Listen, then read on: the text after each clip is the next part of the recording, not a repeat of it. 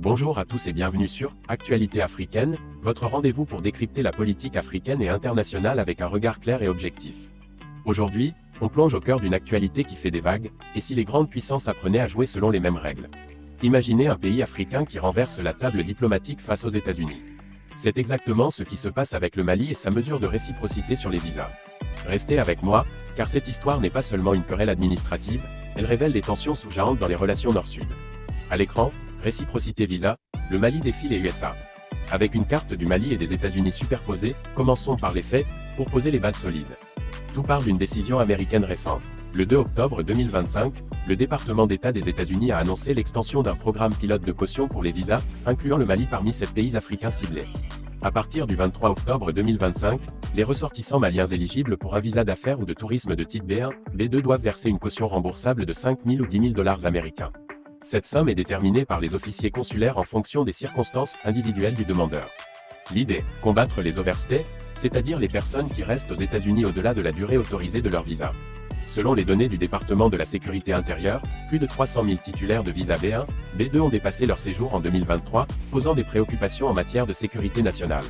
Image, graphique des overstay visa aux USA, avec focus sur l'Afrique, mais attention, cette caution s'ajoute aux frais standards de visa, qui s'élèvent à 185 $. Et ce n'est pas tout, les voyageurs maliens ne pourront entrer et sortir des États-Unis que via 3 aéroports désignés. Si le visiteur respecte les règles et quitte le pays à temps, la caution est remboursée.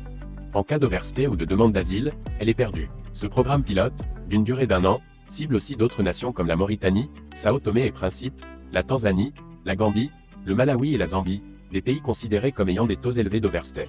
L'administration américaine, sous la présidence de Donald Trump, justifie cette mesure comme un outil pour renforcer la coopération internationale sur l'immigration irrégulière. Un DEA4 fait face à cela, le Mali n'a pas tardé à réagir. Dans un communiqué officiel publié le 12 octobre 2025 par le ministère des Affaires étrangères et de la coopération internationale, Bamako a déploré cette décision unilatérale des États-Unis. Selon le ministère, elle viole les dispositions d'un accord bilatéral datant du 14 avril 2005, qui instituait un visa de longue durée à entrée multiple entre les deux pays. En réponse, le Mali a décidé d'appliquer le principe de réciprocité. À partir de maintenant, les ressortissants américains souhaitant obtenir un visa pour le Mali devront eux aussi verser une caution identique de 5 000 ou 10 000 $. Les conditions et exigences seront les mêmes que celles imposées aux Maliens.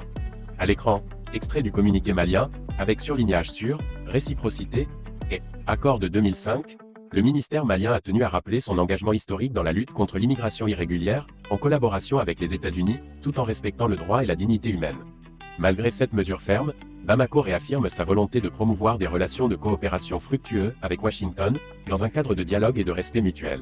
Cette annonce a été faite sans délai, montrant une réactivité diplomatique accrue de la part du gouvernement malien, dirigé par la junte militaire depuis le coup d'État de 2020 Maintenant, passons à l'analyse. Cette affaire n'est pas isolée, elle s'inscrit dans un contexte plus large de tensions géopolitiques en Afrique de l'Ouest.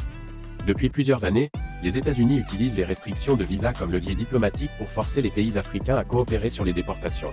Par exemple, le Burkina Faso a vu ses services de visa suspendus après avoir refusé des demandes américaines, obligeant ses citoyens à postuler au Togo.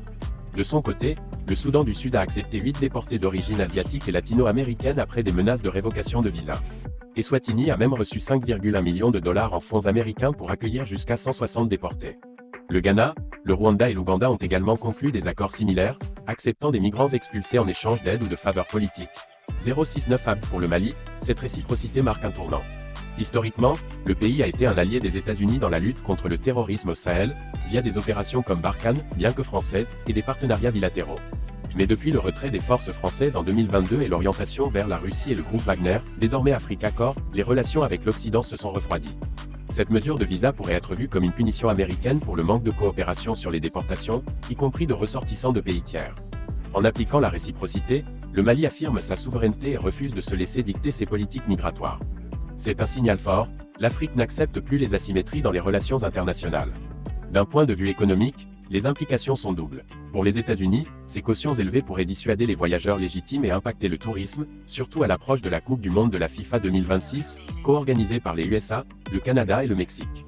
Des critiques soulignent que cela pourrait nuire à l'économie américaine, en réduisant les flux de visiteurs africains qui contribuent à des secteurs comme l'hôtellerie et les affaires.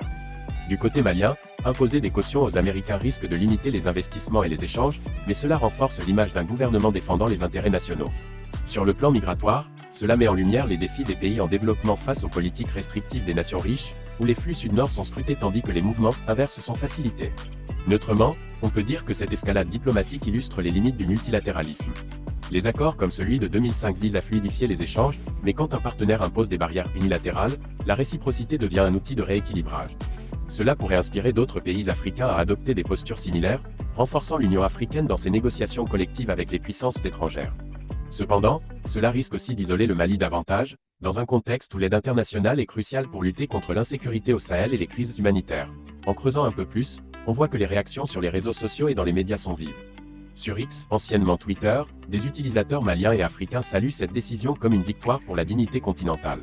Par exemple, un post d'un journaliste linguiste malien souligne que le Mali applique la réciprocité suite au programme de caution américain, avec des images du communiqué officiel. FA 213 des voix critiques aux États-Unis, relayées par des médias comme Yahoo, avertissent que ces frais supplémentaires pourraient déterrer le tourisme américain avant les grands événements sportifs. Du côté officiel, Washington n'a pas encore réagi publiquement à la mesure malienne, mais cela pourrait ouvrir la porte à des négociations bilatérales pour assouplir les règles.